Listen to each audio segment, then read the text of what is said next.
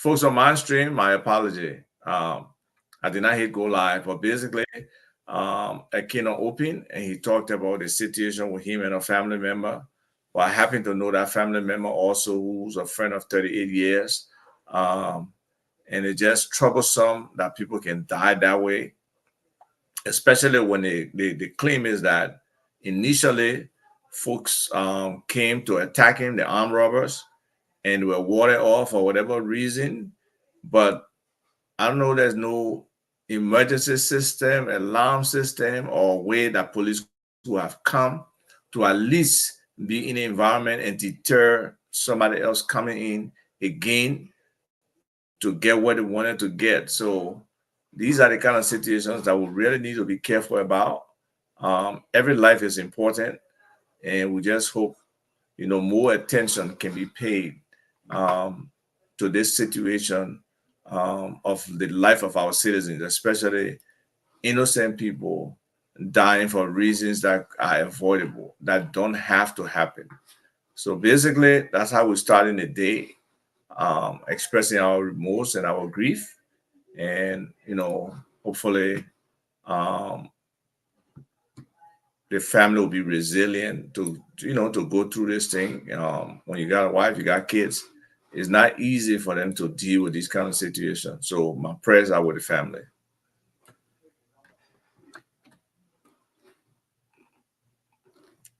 Okay,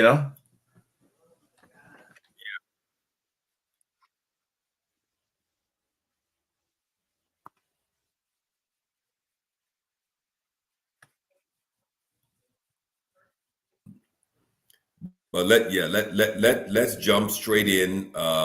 We've decided today to go through some top 10 economic sectors. Some people call it vertical business sectors. Some people call it aspects of the economy. But today we decided to pick out 10 key business slash economic slash vertical sectors of the Liberian economy that and look at the Liberianization aspect of those sectors. And those of you, those Liberians in the diaspora, those in Liberia who are looking to invest in Liberia, we advise, we suggest, we recommend, and we counsel you that, listen keenly to these 10 sectors. And we believe that if you investigate these sectors, if you take some of the advice, the recommendations that we offer as it relates to these sectors, you will be able to find partners in those sectors already operating on the ground in Liberia, and you can kind of form a partnership, relationship, cooperation with those people in those sectors and bring in new capital, new investment, new technologies, new ideas. And together, that relationship can blossom into something that will be transformational for the private sector, help to grow the private sector, create more jobs in Liberia, all across Liberia. We're not only talking about Monrovia, but we're talking about all of the political subdivisions in the country that so desperately need economic growth and economic transformation. So Ava, you take it off. You start off there, and let's yeah. I wanted to put a different kind of twist to what I'm thinking. Because we do have a liberalization policy, and that's where I really wanted to start from. Where they set aside, I believe, 26 at the time. There were 26 different sectors they set aside for Liberian businesses back in 1998.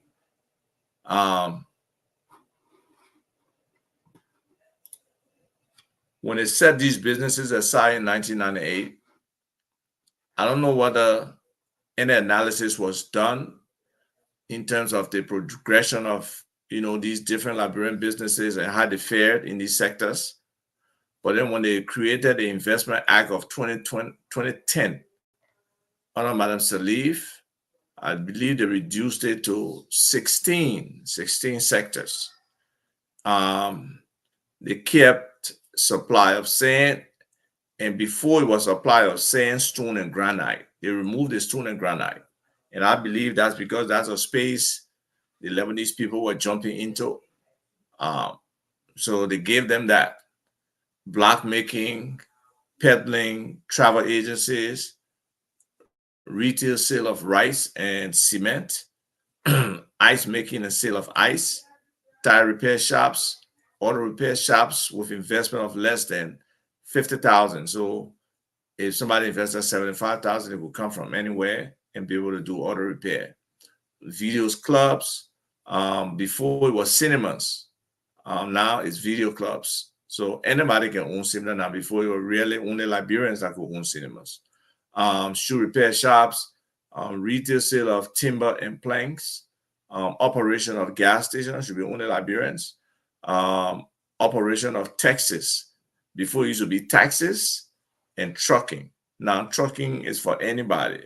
So you can see, and then the last three are importation and sale of secondhand or used clothing. But I know for a fact there are Lebanese people in our business, foreigners in our business. Distribution in Liberia of locally manufactured products. We hope that is Liberian. Importation and sale of used cars, except authorized dealerships which may deal in certified used vehicles of their make. So this allows authorized dealerships to sell along with Liberians as well to sell used cars. So we see whatever we are exclusively entitled to have been shrunk. But to the larger question we're talking about in terms of the larger economy and the sectors that are kind of available for Liberians to participate in, the first one I would pick would be the agriculture sector. There are huge opportunities there, but also to reap some of the benefits, especially when it comes to the high level investment benefits, right? It will make sense for Liberia to come to build a critical mass around some things, right? Some people may be able to do it alone. Like I know somebody who's trying to do pineapple, and they are set, they are moving. The next step now is to get some of the incentives that's offered in these different sectors by whether it's the National Investment Commission or whether the Ministry of Agriculture specifically, in terms of duty-free and other things. So Liberians need to understand these sectors and need to know where the opportunities exist. So something like agriculture, it could be from smallholder farming to processing, aggregation, because storage is a major issue, especially storage with different temperature levels, because different foods may store better at different temperature levels. So having a large storage that aggregated food can be really stored in before it goes to probably the value additional processing can be a major factor. Liberians are already doing cooperatives, but now they need to take them to the next level from a business perspective, in terms of having all the documentation right, in terms of having a business plan, and hopefully sometimes a strategic plan that can really guide them for like a 3 to 5 year period on what they need to do, how they need to do it, how they can check themselves, the different risks that they have to navigate, and how they can mitigate some of those risks. So all of those are important factors in terms of how our businesses, our Liberian businesses can enter the agriculture sector. And there's a lot of opportunity there along the entire value chain, whether you providing pesticide or fertilizer or other stuff, whether you actually providing a service, whether it's land clearing, or whether you actually planting the crops, or whether you want to aggregate and store. So the opportunities are there. But there are some things that we need government to participate in for, in this sector, right? So some people may have resources, they may have land. So government is about, sometimes for me, it's about technology and setting up that platform where everything agriculture can exist. I've offered a similar platform to key players in the sector, but it seems like sometimes it's difficult for us to come together. and do some of these things. Then government need to also facilitate from an access to capital, basis. And I know there's some programs out right now from government and from our international partners in the agriculture sector, but they need to make it visible. It shouldn't be a secret. They need more people involved. They need transparency around the different offerings or standards they're setting for these grants. And government need to provide more extension services to help the farmers, let them understand, let them be able to set up early warning detection system when they see one leaf that not looking correct, because caterpillar, because worms or something, that can alert them that there's potential danger around here. And then the training and actual capacity building, right? What direction of farming are we going into? And all of those things are key things that can really help in the agriculture sector if both the private investors and the government can work together to develop this. Then lastly, something they both need to work on is market access, right? We don't have access to a lot of international markets. It'll be essential that both the participation of government and the private sector players play into getting access to some of those markets, building those relationships, and both domestic and international. And all of that makes a big difference in the agriculture sector. Akina?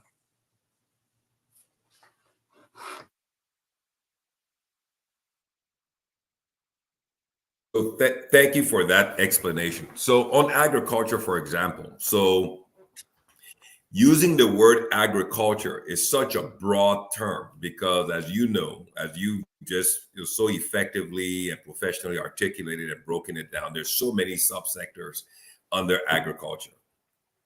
And as you mentioned, just the value chain aspect.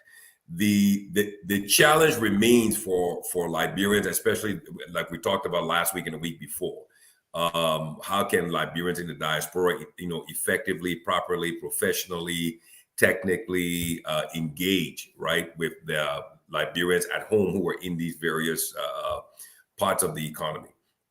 So I think, for me, I believe that Liberians in the diaspora who, like you so rightly talked about last week, who have all of this access to capital. I think what we need to do and what we're not doing, what we're not exploring, what we're not engaging in is having these discussions with those Liberians who are on the ground. So take, for instance, somebody who already has a 250-acre farm. So the person already has a farm on the ground. He's already planting either cassava, produce, or maybe he's into rubber, whatever the case it is. Have you engaged that person? Have you explored the idea of saying, look, man, you already have the farm. I've got some capital. I know you're running the farm, but where can we meet in the middle? Let's explore how we can do some kind of a cooperation. Maybe you have somebody on the ground who's already fighting to produce cassava chips. Okay, who's buying it from other growers. So I think, where the Liberianization aspect can be greatly impacted in the agriculture sector, it continues and it remains between the Liberians in the diaspora who have this desire to go home and actively participate in things that are happening home, as well as Liberians in Liberia who are already in those sectors and doing different things there. I think once that bridge is built and people start walking across that bridge, then we can start the true economic private sector transformation within the country in the different areas. Let's just take, for example, one geography between Todi, between 15 Gate to Todi and to Kakata. There's so many farms there. There's so many farms. That's a major agricultural belt between, let's say, Iron Gate or Lakere Junction there, all the way going into Swain, all the way going on the Bambagida Highway, all the way going into Bomi. There's so many farms there. That's a major agricultural belt. Then you take all the way from Cotton Tree going all the way in towards Lac and Buchanan. That's another agricultural belt. So I think Liberians in the diaspora need to use, need to really build the link, the relationships, engage in, true business contact with people in the agricultural sector. Because I mean, insecticide, the agricultural sector is also broad, as Ava said. You've got livestock, you've got poultry. Poultry is a major growing segment of the economy there. But the area that lacks major investment is the processing of the poultry.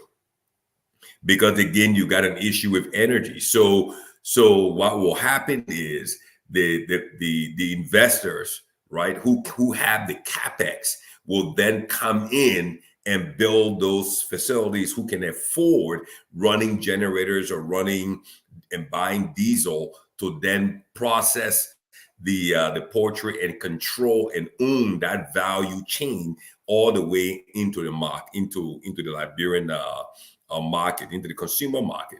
Because again, you got to process the poultry, cut it all up, bag it, freeze it, transport it to all of the different supermarkets, all the different gas stations who are now convenience stores, and they're giving market accessibility. So then you got the pesticides, you got the seeds, you got the farming equipment, the boots, the cutlasses, and everything else. So agriculture is broad. And I think those who have done agronomy in different schools here in the U.S., this is a major aspect that we can truly participate, and the true vision for Liberianization in this sector can truly be felt to bring about economic transformation in different parts of Liberia. So diaspora, write that down. Agricultural sector, different aspects of it. And if you don't want the local, if you don't want the expats or whatever the case you want to call them, Lebanese or whatever the case is, to participate, to get into these sectors, then we, the diasporans, we have to step up. I mean, correct me if I'm wrong, Ava. We need to step up. We need to step up. We can't keep complaining and, excuse the word, bitching and moaning and saying these people are controlling. No. We need to step up our game, put our money where our mouth is. And that's the only way we can bring about the transformation, by properly engaging the sector. This is our country. Bombing County has so many opportunities. Why are we not engaging? Why don't you spending time on Facebook throughout the week? You see so many young Liberians showing all of their pepper and the different thing that they're producing from their farms. Have you reached out to that guy on Facebook? Have you engaged him? Have you spoken to him? I think the initiative is with us. So that's enough for agriculture. You want to move on to the next? Yeah, but just the point you made just now is very important, because there is no organized platform where the potential investor and the entrepreneur can kind of meet.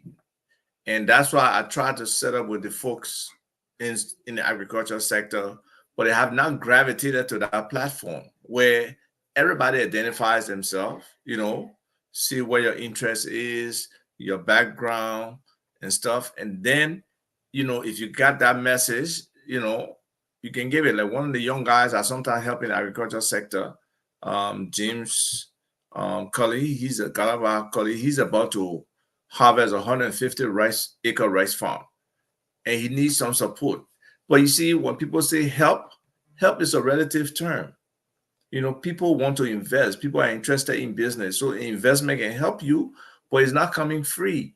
So the perspective or perception that some people have that things should just be free, it doesn't happen. I know the NGOs and the international community has spoiled us to some extent with free stuff, but we'll have to start learning now that, to get value, to get money, to get this and that is something you either have to earn, or something you got to take on credit, or it got to be an investment in you. So people just need to respond at that level.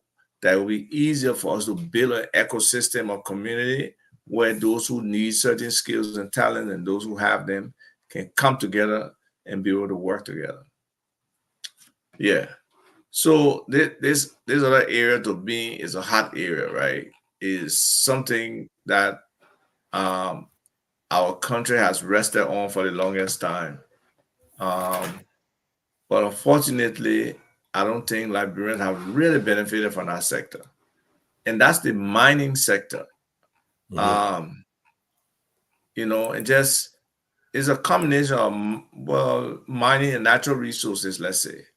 Because when I look at the oil sector, there could be opportunity for Liberians there too. When I look at the mining sector, there's huge opportunity for Liberians. But I believe the same way we got agricultural cooperatives, we should build mining cooperatives. Let there be a concentration of the effort. And then we got to bring technology into mining. Right now, a lot of the artisanal and other people, they just they got gold vein, and they got some remote perception about even like diamond. People be telling me the diamond that in the ground can be moving, it can be avoiding you. You gotta. I'm like, I don't believe all this kind of stuff, man. Come on. But because it's the mindset that exists in that sector, some work needs to be done there in terms of training and how the white people they ain't got no witchcraft, but you can't convince somebody they did the white people got one of medicine to follow that down or to do whatever it takes to get to the natural resource. But the opportunities are there. And then when we look at the whole supply chain in the mining sector, right now I'm hearing Meta Steel. They building their own water factory. They can be doing their own cement and other stuff. So what does that leave for Liberian businesses who want to provide services and support in those areas? What are they doing? They're building their own ecosystem completely. To me, that's not correct. The government needs to do something about it, get to them and try to let them know there have to be opportunities for Liberians. Then they're hiring opportunities in those places. They both bring in drivers from a foreign country making 3,000 and change, but the Liberian driver making 600. That disparity, or drivers should not come from a foreign country. There's just certain things that should be jobs for Liberians in these key sectors. And if you don't have a Liberian, try to elevate their skill. For a short time, only bring them. And then the Ministry of Labor should be regulating all these things. The Bureau of Concessions should be regulating all these things, monitoring the activities of these different businesses that are doing, mining and other stuff, and making sure they comply with our rules. So just the fact that Liberians are being, marginalized in their own country in these sectors and in these major sectors too. It just doesn't spell good. Like, The thank you, Avad. Oh, just to surmise what you just, if I were to put everything you just put up, what you just discussed and explain and articulate it into one word, I would say education. Most of these sectors, we need major educational plans or educational programs or seminars where knowledge is presented, knowledge is given, knowledge is expanded across those in the areas. And I think one of the things that really hinders Liberia's transformation and its growth, okay, is the lack of knowledge, the lack of understanding, the lack of teaching, in these different areas. Take for instance, let me just confirm it. Why is it that the Ministry of Agriculture, that is over a major sector of our economy for transformation? Because Liberia from its founding, right, even before the settlers came, we were an agrarian economy. I mean, if I'm wrong, somebody tell me, were we doing mining? Were we doing, anything else? We were in agrarian economy. We were called the Green Coast. That was who we are. So that is a fundamental part of who we were from our inception. So why is it that the Ministry of Agriculture is not properly, effectively, fully, decentralized into all of the counties, into the county seats of government? Why is it that we don't have these young agricultural graduates from the different, vocational and university schools across this country on, on pempen, as we will say? The pempen is not the number one mode of transportation in Liberia. Going to all of these, areas across the county and acquiring the data and setting up training for these, people who have farms. I mean, we've got GPS capability today with the GPS device that fits in the hand just like your mouse, that you can use to, put in the coordinates for that person's cassava farm, agricultural farm, rubber farm, whatever the case is. Why are we not doing things in a practical way so that we can acquire the data? So, okay, now let's move it over to the mining sector. So why is it that the Ministry of Mines and Energy not properly, effectively, and thoroughly decentralized in all the county seats of government, putting the technical guys who graduate from the university, whatever the case is, in geology, putting them on motorbikes and putting them into all of these areas to train, to teach, to educate, have seminars for people, document them, teach them the who, the what, the when, the why, the how, as to this mining. Because again, as you know, I mean, look at the case of Ghana. You read up on Ghana today, almost 90% of Ghanaian rivers are what? They are polluted. They are polluted. Go and look it up. If anybody thinks of me, confirm it to me either on Facebook or whatever the case is. The artisanal mining in Ghana has now polluted all of the rivers with a bunch of chemicals used for gold processing. And now they're killing the fish, and they're killing all the cities and towns, or towns and villages along those rivers and all of those streams. And it's a major problem. So if the knowledge, the teaching, the education is not properly done in Liberia, and these artisan miners find their way on a plane or on a bus and come into Liberia and say, well, we can do the same thing here. What they've killed there, they will only come to Liberia and duplicate the same challenge there and do the same thing there. And we will not be in a prepared state to mitigate, to address, to tackle, or to deal with this. And this is a problem. So in as much as there are investment opportunities in the sector, I think one of the major investment opportunities in the sector is teaching, educating, informing, and enlightening the locals and the ministry itself, so that we can then, use this sector as a means, as an instrument for transformation across this country in our economy. Now, let's go over to the other point you just mentioned. These concession agreements, that are written, that are documented, that are signed, and then, they go over to our House of Representatives or to our Parliament or to our House and Senate, and then ratified and made into law. The employment segment of it, how is it that a driver driving a truck is someone that has to be brought from a foreign country to come and drive a truck on a road in Liberia? Explain that to me. And how can we tolerate that? So now we become our own Judases to sell our own people.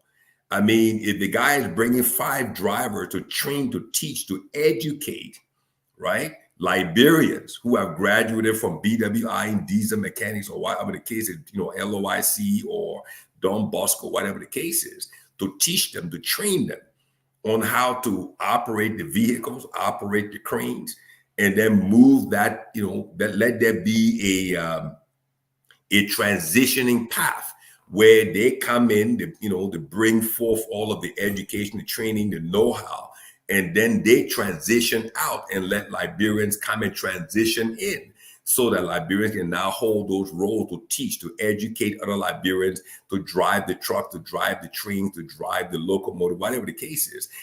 Why should we always have this same problem? 5 years ago, 10 years ago, 15 years ago, 20, are we not learning? Are we not learning? Because the definition of insanity is when you keep doing the same thing over and over, again, and expecting different results. This is, what role is the Department of Immigration playing on this? Who gave those guys work permits in the country to come and drive a truck? So I think, the mining sector, you talked about the set aside.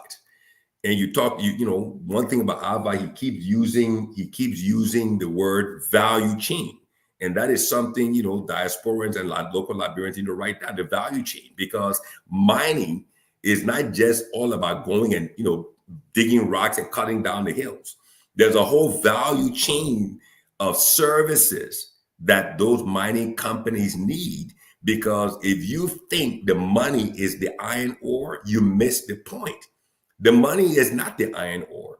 The money is all of the value chain services that surround the mining of iron ore. So that's an education by itself. It's just like oil and gas. Offshore oil and gas is not, the money is not in the oil. No, the money is not in the oil, because that's to drill the well, that's to do the exploration, take you anywhere between 3 to 5 years. But it's all of the services that surround the offshore drilling and oil and gas production, because nobody brings the oil on shore. They bring an FPSO, they put it out in the Gulf of Guinea there, off the coast of Liberia. That oil is not coming on the shore. They will produce it there, they will process it, they will put it in the FPSO vessel, and they will sell it offshore. It never comes on shore. Only the services are provided from onshore.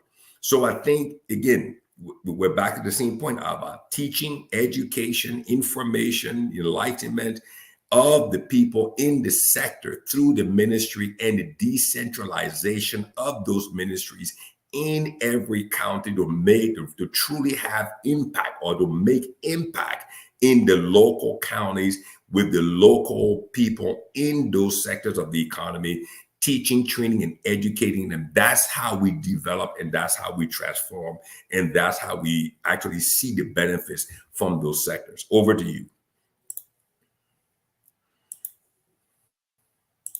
Yes, I mean, and that is key, right? The education part, the information part, defining the different opportunities that are available, because like the Feed the Future, there's the USA Trade Initiative. Those are two external programs. And then there's the internal Ministry of Agriculture programs, for example. So how we communicate those to people and how people prepare. I won't give an example yet. Jusu is saying he has a poultry business that people don't want. The Ministry of Agriculture is kind of not trying to invest in his business or help him. But Jusu asked you if your papers were correct. I don't know if you have your papers yet, because they themselves are required to report. They themselves are required to understand how they spend the project money, to make sure that they're pushing it behind a viable entity. So you need to define exactly what you're doing and get your business documents straightened out, so that you can be a part of whatever the ministry is offering. So if you need some counseling on how to go about doing it, feel free to call us. We can help with that. But I think there are some programs out there that could make a difference. We just have to show that we Liberians have the interest in those potential, economic opportunities that the trade initiative, that the Feed the Future and other programs out there, are providing. So that awareness is critical. Then again, in the mining sector, is about us trying to enter that space, and the government has to facilitate. Mining is a very expensive proposition, as you know. Equipment are necessary, and then the whole value addition thing, it comes in. What can we hold on this ground that can increase our return? Is it iron ore? Can we really build that, iron ore processing facility? Supposedly it's going to happen and somebody is interested, but it's overdue. So we ourselves as Liberia have to look at those opportunities that are sitting there, because for another, what, 20, 30 years, definitely iron will be exported out of Liberia. For the next 20, 30 years, definitely gold. And some people say we haven't even touched our gold capacity. You know, we got MNG, I believe that's the name, and one or two other big companies. But most of the Liberians who are doing gold is just the artisanal stuff that they can find relatively to the top. But they claim that we have gold all over the area in the country. We need to, get whatever testing or whatever readings have been done. And that will help, to spur the industry for people to really know the asset value. Some people say trillions of dollars, 3, 4, $5 trillion in our soil. There's opportunity to leverage that. There are a lot of people with money out here who want to borrow money and lend you money. But let your story be straight. Let the way you approach this be business-like, not business as usual. So, I just want to say between the two topics we've talked about, and then the role of government in that, especially, well, both of them, but especially in the mining, is very critical, because government is the one that licenses people. Government is supposed to provide the thing we talk about just now, technical assistance, because so many people can't operate on their own. There's limited knowledge. They may be willing, but sometimes there's limited knowledge. Go ahead.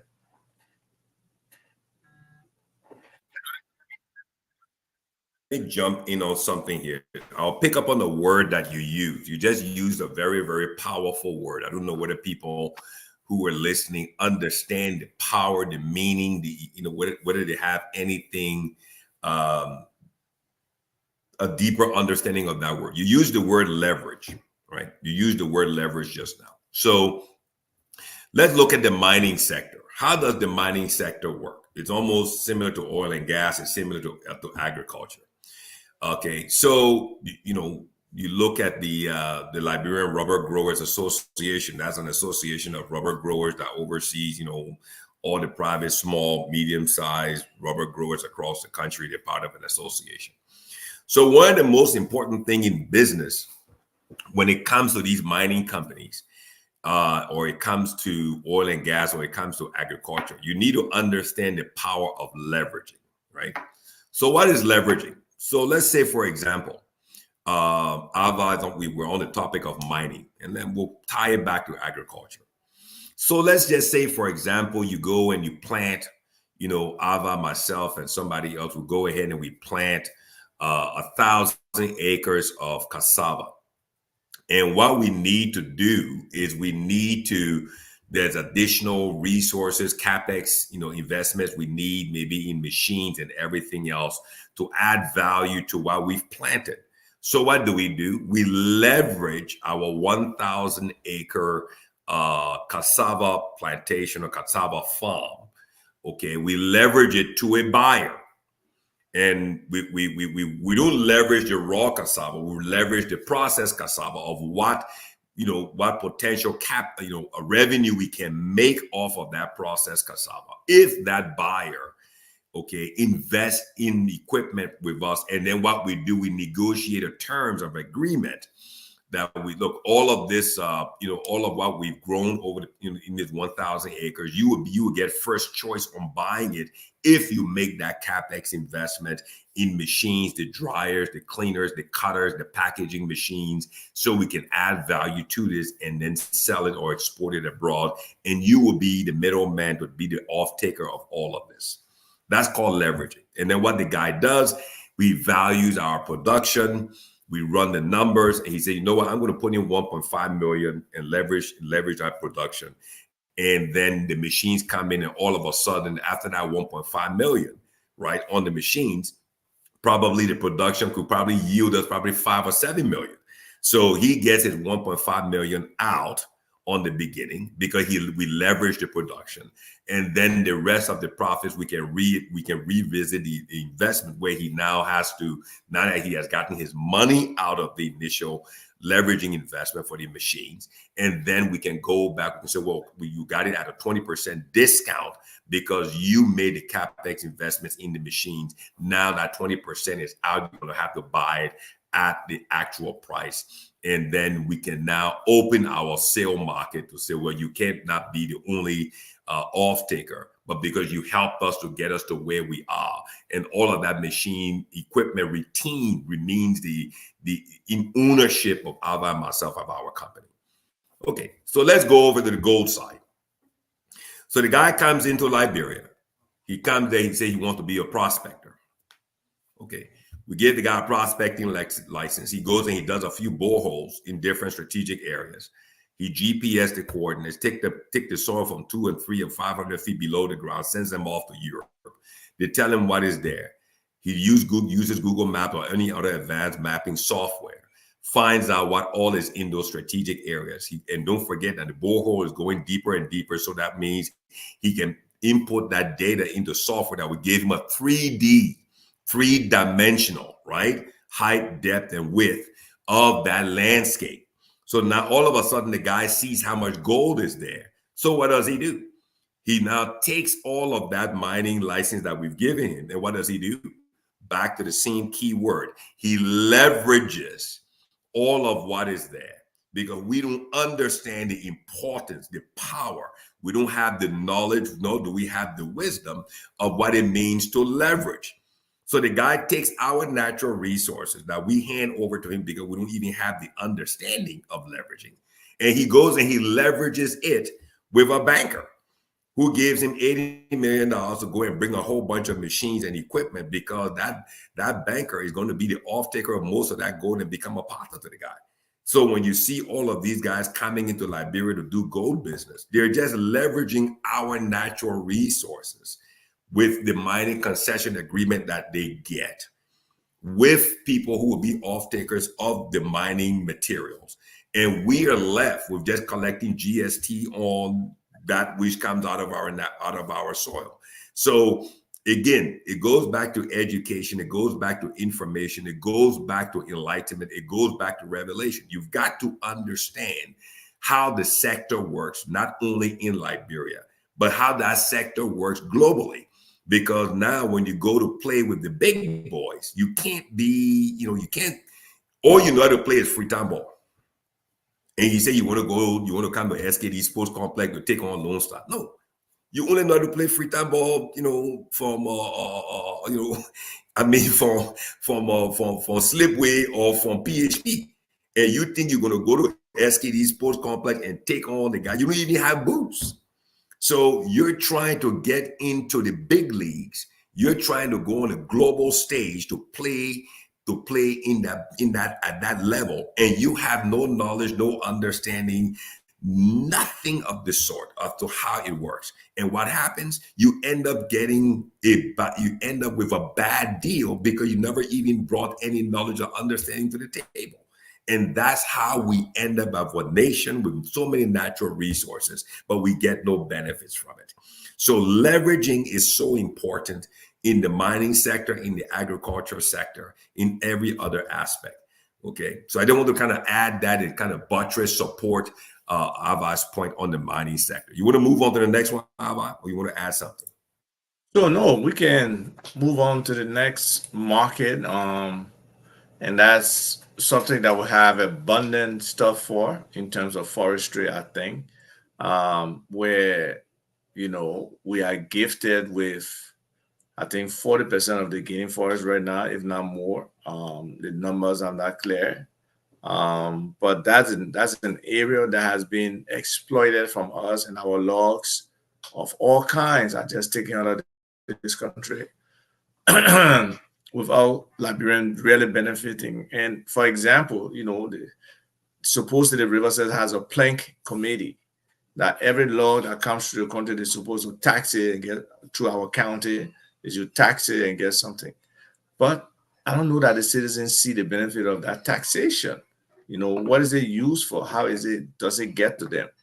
then the whole downstream opportunities in that forestry area. We need sawmills, and we need to start making furniture.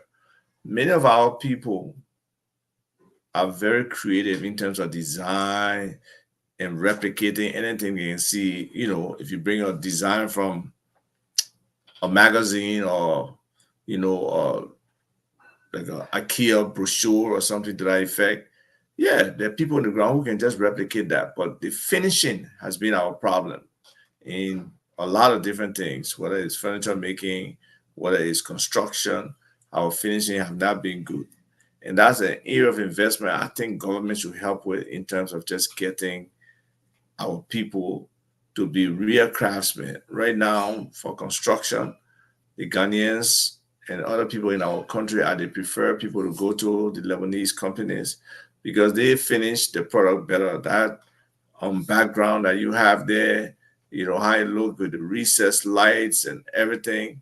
A lot of time, people who try that, sometimes there's, you know, issues in terms of what the final appearance looks like, how smooth it looks. So, forestry should be taken seriously. I think we can make serious furniture in our country. We have the wood, and we can be on top of the reforestation, because we know climate change is here. We can't just cut down our forests and now rebuild or restock. And the EPA should also be an integral part of that. The FDA, the Forestry Development Agency, I believe, should be an integral part of that. And we need to find a happy balance where we exporting, we're able to add value to our, logs, and we're able to, create furniture. If we can do that and get Liberian businesses involved, then training them, starting from the people in the forest who are cutting the tree, all the way to the final stage on sustainable development practices as relate to forestry and the environment, I think we have a chance to be successful. And then the one other thing is, there's a lot of tribal and communal land, and people come to them. There was this incident with something called PUP, I think, or private use permit, where people were allowing, the communities were allowing people to use their land. They were abusing that. And instead of getting a whole concession, they were just getting a bunch of different community land and making money off it, but the benefit for the citizens were not there. So we got to change it. We got to find a way that our citizens can really be blessed and be a participant in whatever revenue is being derived from our natural resources. Thank you, Ava. Let me just chime in here on the timber/logging. Again, Ava's favorite word today, right? Value chain. So if there's any takeaway from the show today, we're going to make sure we beat it into your head. It's all about the value chain, because there's no money in the tree. That's what you have to understand. When you cut down the mahogany tree, you cut down the teak tree, or you cut down the hardwood tree, there's no money in that tree. Understand this. If there's anything to understand here, that's a one-shot deal, meaning that you only eat once from that tree when you cut it down and you export it. In business, what we need to understand, again, it comes back to teaching, learning, educating, informing, and elevating the mindset of Liberians who are in positions of power, responsibility, either at the local level or at the government level, who are participants in these negotiations, discussions, and signing of agreements. The value chain, the value addition process, the value added process, that's where you create the most amount of jobs. That's where it is that process that really impacts the local population, the local community, to truly, truly create jobs, provide opportunities, and ultimately introduce transformation in the lives of people, bring about socioeconomic infrastructure development. And most importantly, as Alva talked about a couple of shows ago, creating wealth at all levels of the Liberian society. So in the timber area, right, as Alva just so eloquently spoken, what hinders, what challenges this sector in Liberia is, my favorite topic, energy, electricity. You look across the border on the Ivorian side. What do the Ivorians do? They don't just export trees. No, you've got to do value addition because they have energy. When you have sawmills cannot run by themselves. You've got to have electricity. And if you only have electricity to generators, then that means your cost of production, your cost of value addition to the processing of the logs will cause you to what? To not be competitive in selling your processed logs or your planks. So Firestone, also, you go to where, one of the places I grew up in, Firestone, Division 16.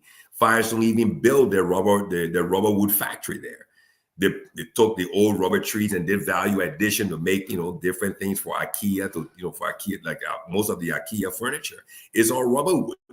But as like Alva just, mentioned, it's all about the finishing.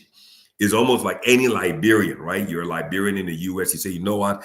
I'm going to go and invest in value addition to the wood industry in Liberia. And you go to Lowe's, Home Depot, you go online, you find all of these nice furniture making machines and everything. You load it in your 44 container. You get to Liberia. Okay, you go to Tony there, you set up your place and everything there. Guess what's your biggest problem?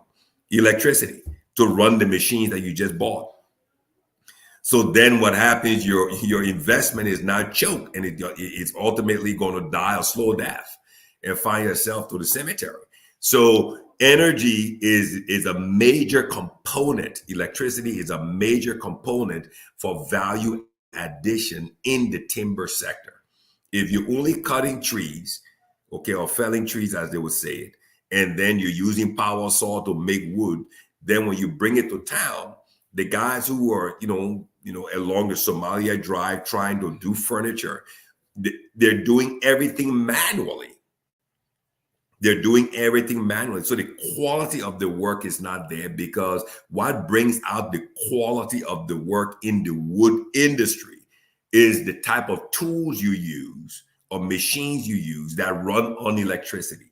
So all of this stuff is so connected. That's why I'm so passionate about energy being a major foundation for, stimulating, energizing, empowering all aspects of our economy, where Liberianization is a key component, where we Liberians can own those sectors.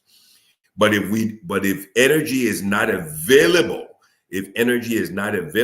then what happens? Only the expatriates who come with better business plans, leveraging our own natural resources with their bankers, can come in and buy the generators and everything else to provide their own power. That leaves us outside of the process. So that's why it's so critical that we understand and we bring this knowledge and understanding to the different sectors. Energy in the wood processing sector is important. The Southeast has a lot of timber, Lofa, Nimba, the timber is everywhere across Liberia. But the local folks cannot benefit because it's a one-shot deal. They cut the tree, they put it on the truck, they haul it down to the port of Greenville, put it on the ship, and it's gone. It's a one-shot deal. Then the guys who ship it either to Ivory Coast or to Ghana, they put it at the sawmill, do the value addition, and that tree is cut into multiple planks, processed, and sold at a higher value. And then what we do, it goes to Europe to make furniture. Then we end up importing the furniture from our own tree. So this is why it's so critical that Department of Forestry, whatever the case is called for the FDA, The Forestry Development Association, it must be, should be effectively decentralized once again in every county seat of government, so that that teaching, learning, educating process can be done, carried out, and performed and given to the local people, so that they will be able to understand at the county level.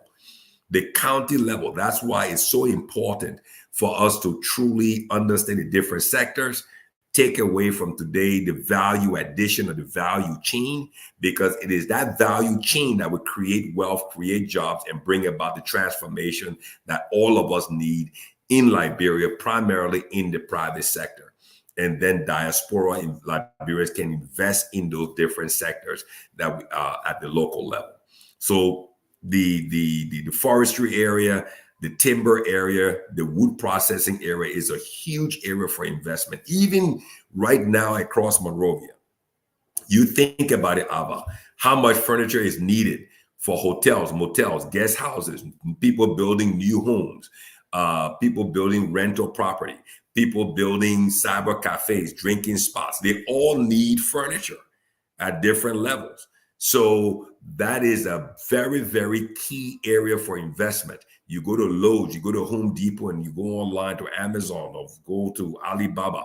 There's so many furniture processing equipment that can be brought into Liberia, set up. There are young Liberians there who are competent. They're doing woodworking at BWI and LOIC, Don Bosco, and these places. But you can bring them into the process, educate them, train them, and then they can then be, in a resource for you that supports the value addition process. Last but not least, Ava mentioned about, the Lebanese guys that come, or the Ghanaian guys that come. Why do people take the Ghanaians? Because the Ghanaians have an experience working in their economy, in their society, using energy as a means to perfect the process. So they have the know-how, they have the experience. Then they've made the investment in knowledge and understanding. So when they come to Liberia, they already have that knowledge. So when they come in, it's almost like you bring the guy knows math so well, you bring him in a class, and everybody in the class only knows algebra. And this guy comes in, he already knows calculus. What do you think he's gonna do on the algebra test? He's gonna ace the test every time. And that's just the fundamental thing. So we need to teach our people, educate our people. The diaspora, write that down. The wood processing value addition segment of wood processing for Liberia for furniture is a massive area for investment. As Monrovia grows, you look at Douazon, you look at the bombing side, you look at going up to Mount Barclay, Kakata area. People are building homes massively, hotels, motels, guest houses, stores, shops. People need shelves. They need every type of furniture, and that is a massive area for investment. So consider that. Put that on your list. Yeah, I mean, that's very true. Everything you said. I mean, and more people want to build. Now, that's the other area now, where government needs to come in, because land is an issue. Land ownership is an issue, and it's very critical that we resolve that problem. And in another space, we are trying to work with Liberian Land Authority to see how we can help in that respect. Similarly, there are international companies that may want to come in to do for us what we can probably do for ourselves. So it's about how government sees Liberianization, because Liberianization is just all over how we involve local content in any of these opportunities that exist from a government contract perspective, government redoing just about everything about governance, because we know the way we govern right now is not perfect, and we need some changes. We need some shifts. We need some adjustments. So how they make it viable for Liberian businesses, for Liberian entrepreneurs, from whether you're contracting from government or creating the space of the Liberianization policy, or Liberianization as a whole concept for all of development, all of the economy. So we just need to make sure that we understand those things. I was just discussing with our friend George Famula, and I'll try to say he can come on for a few minutes. We're talking about, a recent agreement has been reached with the Special Economic Zone Authority, Liberia Special Economic Zone Authority. Um, see my sweetheart, she's trying to make sure my neck is correct. Rest on him. Stop talking. He needs to stop talking. That's a woman who loves me, okay? So let me try to send a link to George to see if George can come on for a few minutes and engage us on this topic about the free zone and the need for electricity. One of the things that you have talked about forever, and the performance of that sector, which is a different story. But it's important that people understand from some other perspective the passion that different Liberians have about developing Liberia, Liberian participation, us being able to do what we are able to do within our economy, but sometimes we are not allowed to do. So, hopefully George can give us his perspective. I've sent him the link, and I hope he can come on if he has the time. And I hope he understands our little arrangement where we are, coming in from two different platforms. And we explain that to him if he comes on one of them, that is important for him to, okay, there he goes. So you need to come onto the other platform as well. Sometimes we do have a little echo problem, George, but I was just sharing with them the link I shared with you about the Liberia Free Zone Authority and the potential for expansion. And you were talking about the challenges with reference to connectivity for those areas. So if you can, touch on that a little bit, that would be great.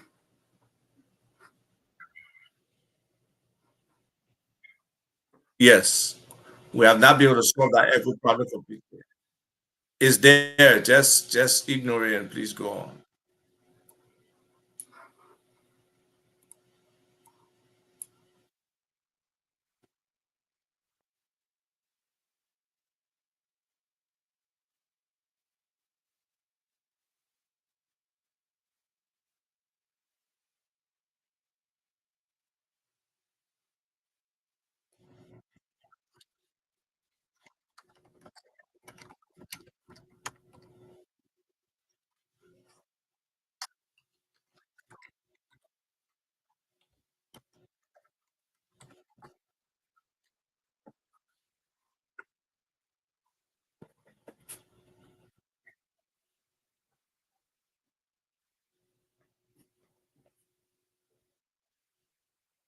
Yeah, I'm asking you to click.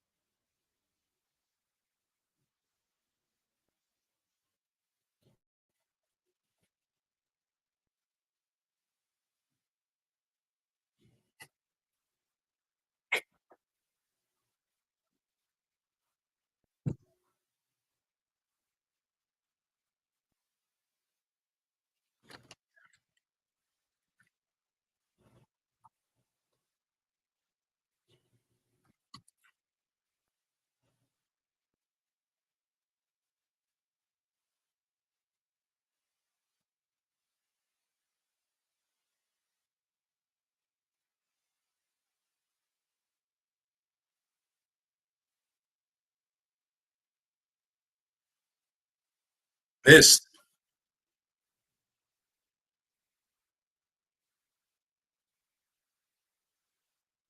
No, I said NIST to support what you said. I said NIST. So no, you can continue. I said NIST, just the acronym.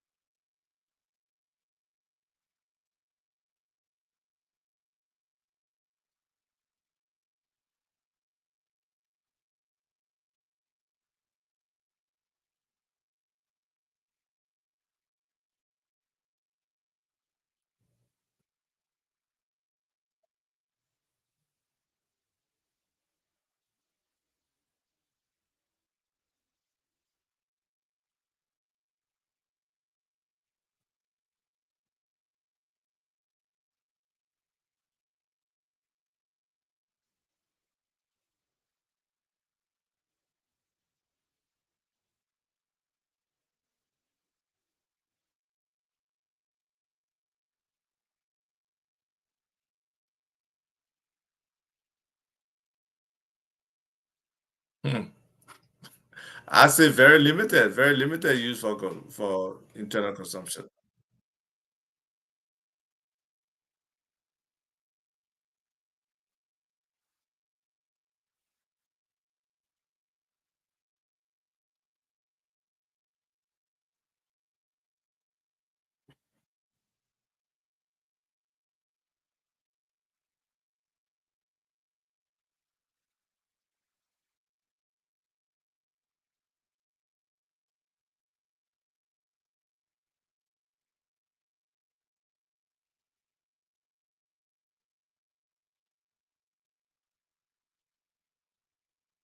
Thank you. Thank you for that input. So we get a perspective there of some of the requirements that need to take place, and we have mentioned those before in terms of government facilitation, in terms of infrastructure, energy, connectivity, and all of those things. Those things are very important. But I just want to touch base with you guys in terms of the different back in the day, the different light manufacturing, because that's another area we're going to, the different light manufacturing that existed, whether it was we had paper mill back in the day, we had mill work back in the day, we had sugar refineries, there were bricks and tie plants.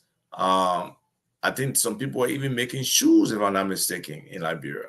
I'm talking about only people there now. Good soap and detergents were being made. And I The don't want to shoe factory know was called from your Laramco. It was called Laramco. It was called Laramco. Laramco, right, right. Um, and so how will you compare that manufacturing time frame to this time frame, and how can we kind of boost it up now to get more Liberians capacity built so that they can participate in these sectors?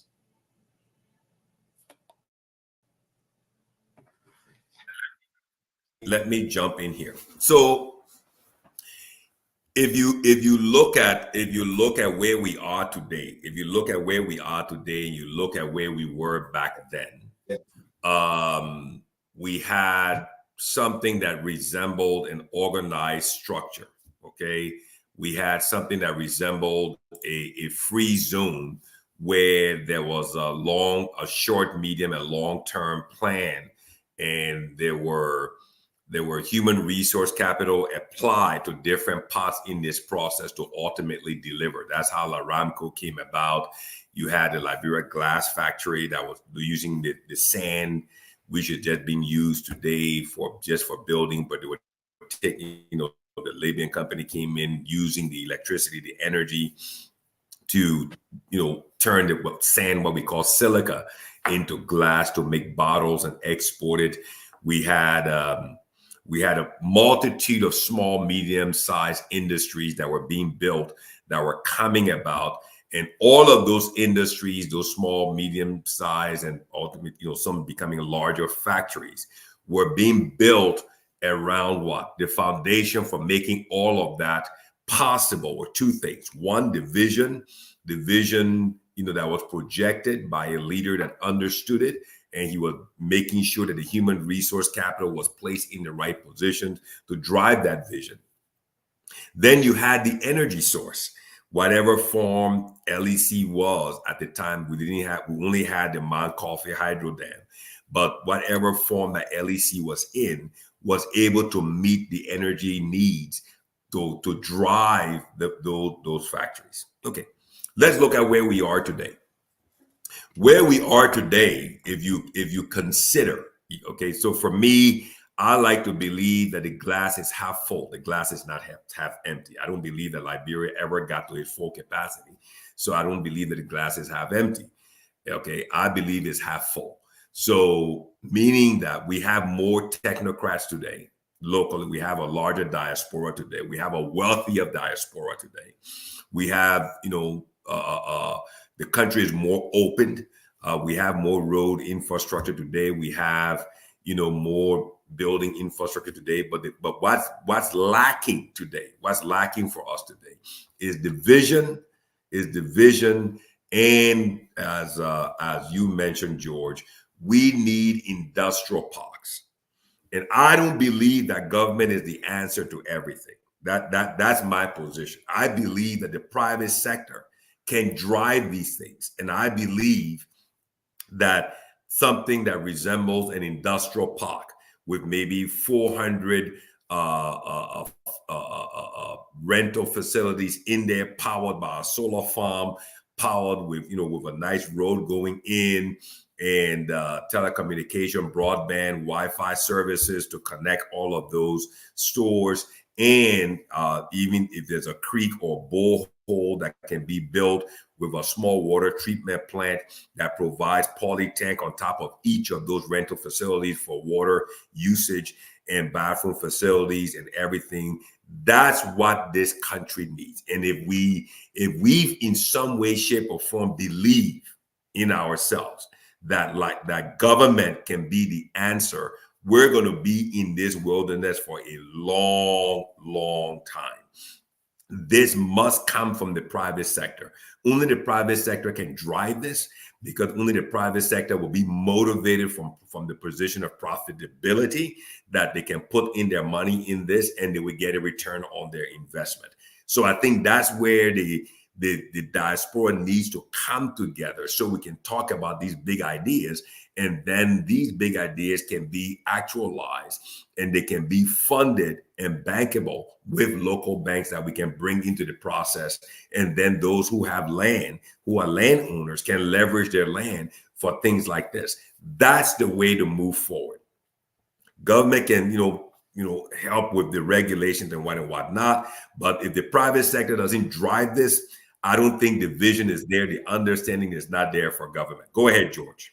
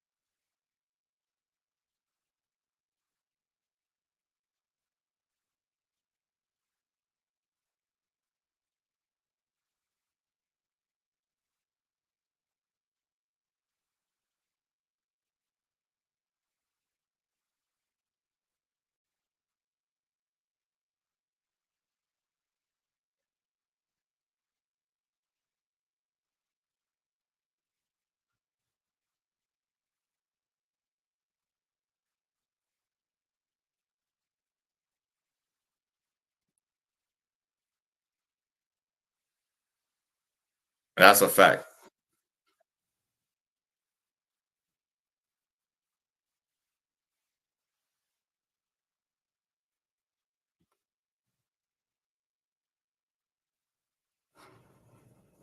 Wonderful. I Thank agree, you. George.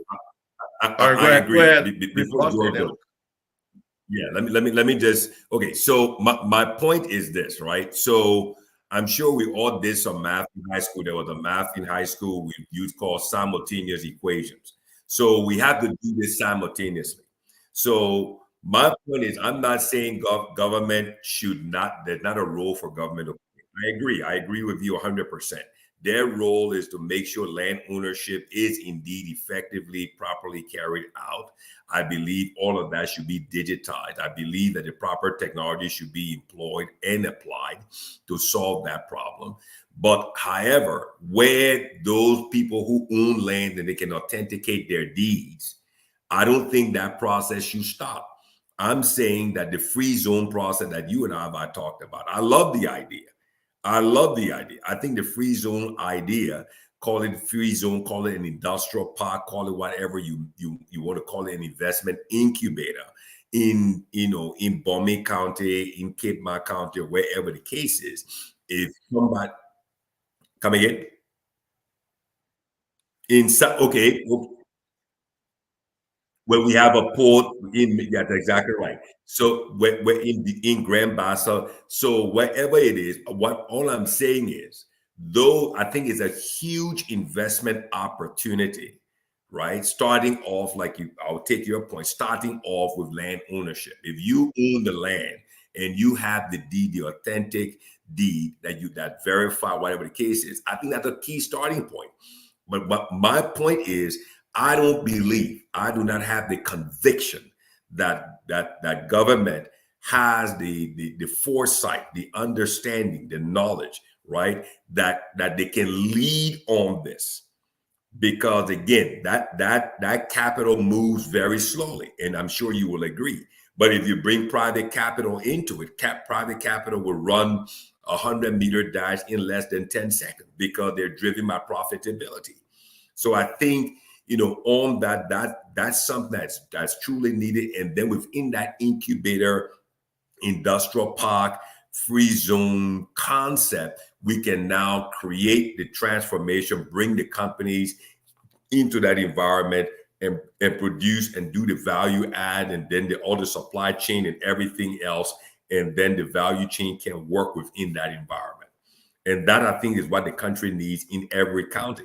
And like you rightly said, those counties that have ports along the coast are strategic starting points. And those counties that are close to the national airports are very strategic starting points.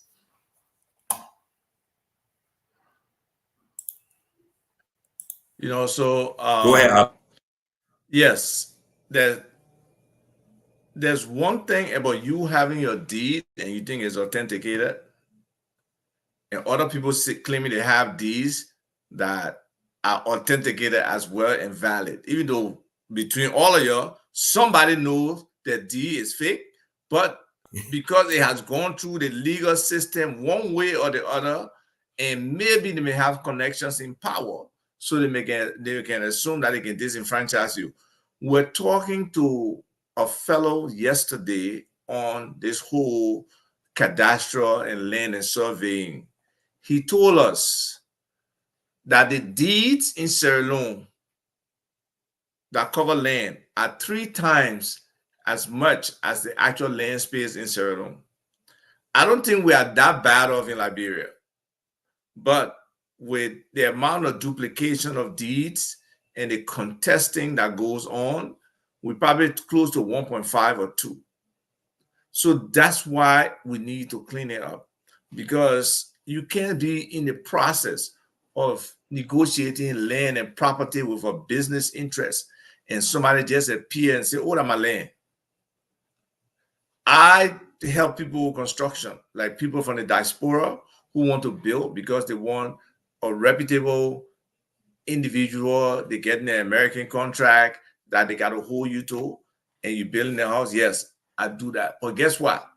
I'm building a little house right now in ELWA where somebody claimed the land is theirs. So in the middle of trying to lay out the foundation, the entire construction process got stopped. So that's why it stops.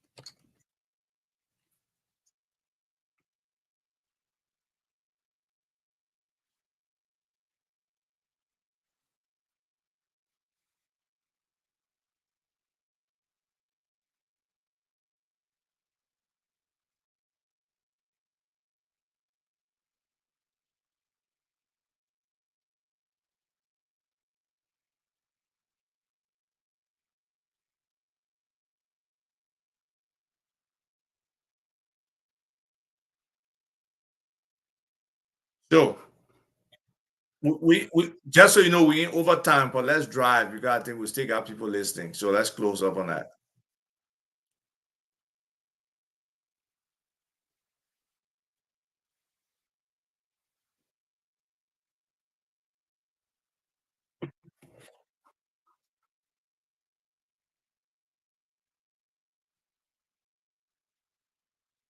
So just not to interrupt you, we gotta look at it holistically. The roads has to be tied in, the transportation sector around those things, the energy you talked about, the connectivity you talked about. We can get those centers of manufacturing or centers of production, and it can be effective. But it takes thinking, it takes planning.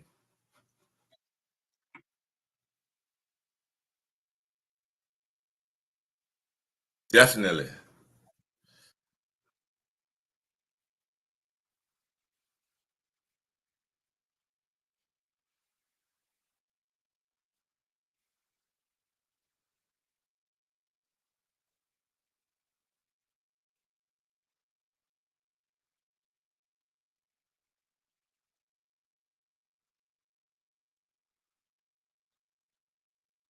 And the more you take away from the other places.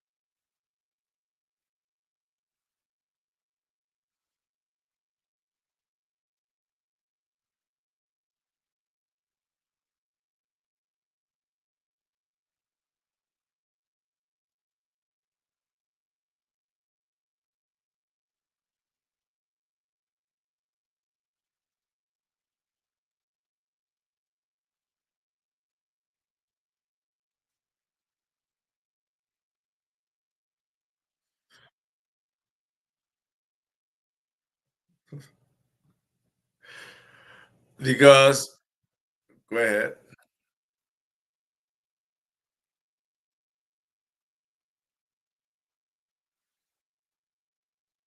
and you know your obligations, and you have, yeah.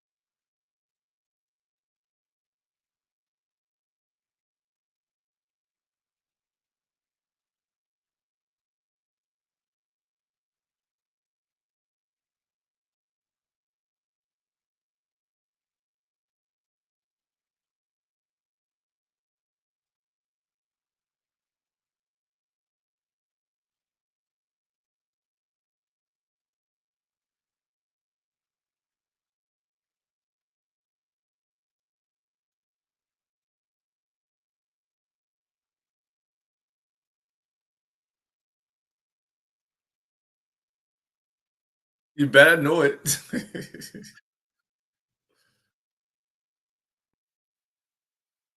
You just carry your stuff. You go.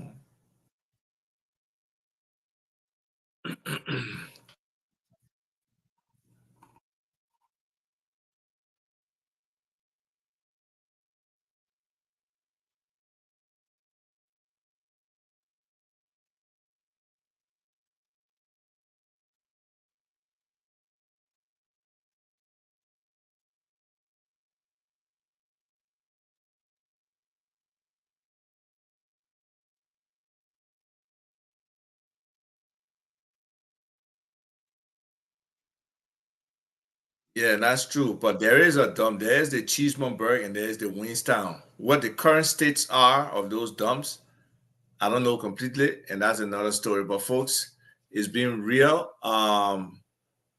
We got real challenges as a people in terms of the infrastructure, in terms of what we need to build for more people to participate in our government. But we got huge opportunities. We just need only 4 or 5. We couldn't get through the rest. There are a whole bunch of different things that, if government were really supportive and ready to give us those opportunities, we can make it. If the banks wanted that turnover in the economy where they can start to lend at reasonable rates, because right now the lending is tough. You talk to people who in business, I mean, the terms of the loans are so short, and then the people got to script them, who facilitating the loan before they can get it.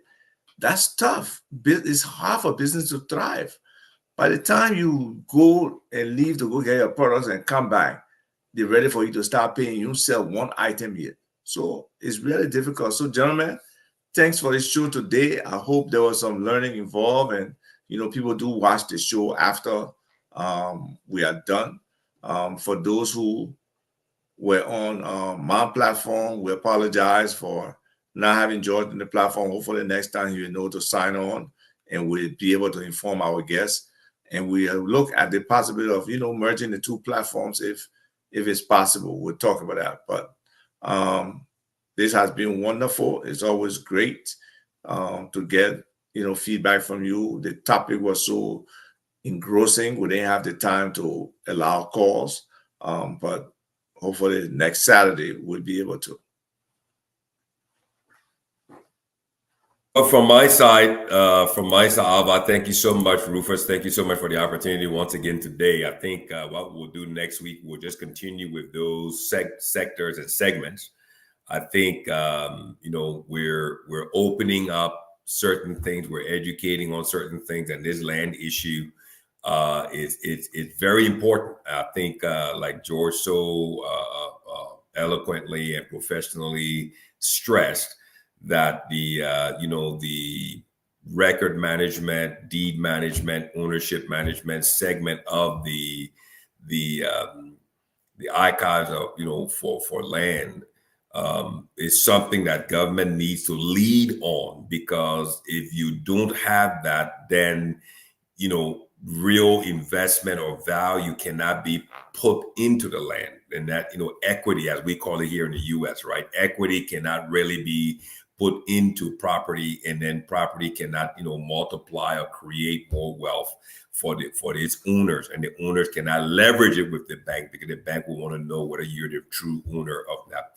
So it's a cycle that needs to be addressed, and that vicious cycle needs to be broken. So, but either way, thank you for the show. I hope everyone truly learned, understood, and gained some knowledge today from the three sectors: the agriculture sector, the mining sector, and the forestry wood sector. And then we kind of segued into land ownership and the industrial park free zone side of it as well. So next week, we'll continue to open and reveal and expand upon those other sectors as it relates to Liberianization. And there were some good comments on there. We talked about how electricity plays a very important role. I think we're going to have to do a show somewhere down the road here and tie electricity in and see how, it hinders, or supports growth and development. Rufus, welcome back. What are your thoughts? What are your comments? And that's my closing, folks. Thanks you for today.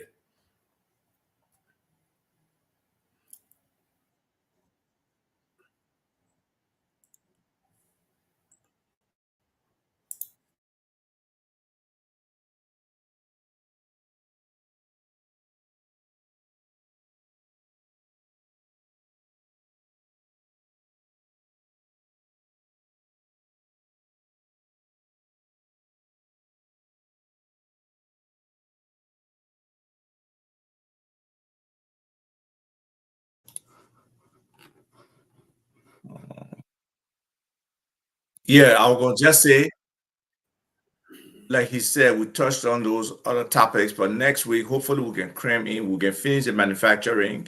The stuff we're talking about, land and other stuff relates to construction and real estate. We incorporate some of that in that.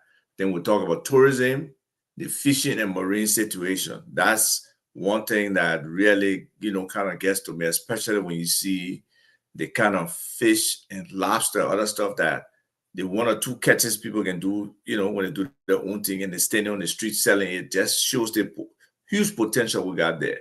Then we talk about retail and trade. We've mentioned trade before in some of the different things we talked about, but we can go a little bit more in depth. Then telecommunications, that's your area too, and technology, Akina. And then we'll close with banking and financing and, financial technology. So we'll try to see if we can bring, maybe we may do this in two other shows and be able to bring one other expert in who can talk about the fishing and marine resources. And I think, Akina Salisbury will be a good candidate to share some insight into that space. And then when we come to banking and financial services, we're going to bring a fintech partner into the discussion. But all in all, we have a lot. We have a lot to push to our people. There's a lot of opportunities here, but there must be work that the government has to do, and we in the private sector have to do as well. So thank you for the show. Rufus, I hope you take some medication and get well soon. The people need you, your students need you, or school starting tomorrow. And Akina, have a wonderful weekend. Thank you. Okay, Rufus, you take your medication. You treat yourself well. Now, you've always been wanting to be a doctor, so now is the time to be a doctor. Take your meds, get some rest, and like Ava said, it's important that you take care of yourself because, we don't want to speak of you in past tense, right? So take care of yourself. You only have one body. You only have one life. Okay, take your meds, get some rest, and hope to see you next week and talk to you throughout the week. Thank you so much. Bye-bye, everybody.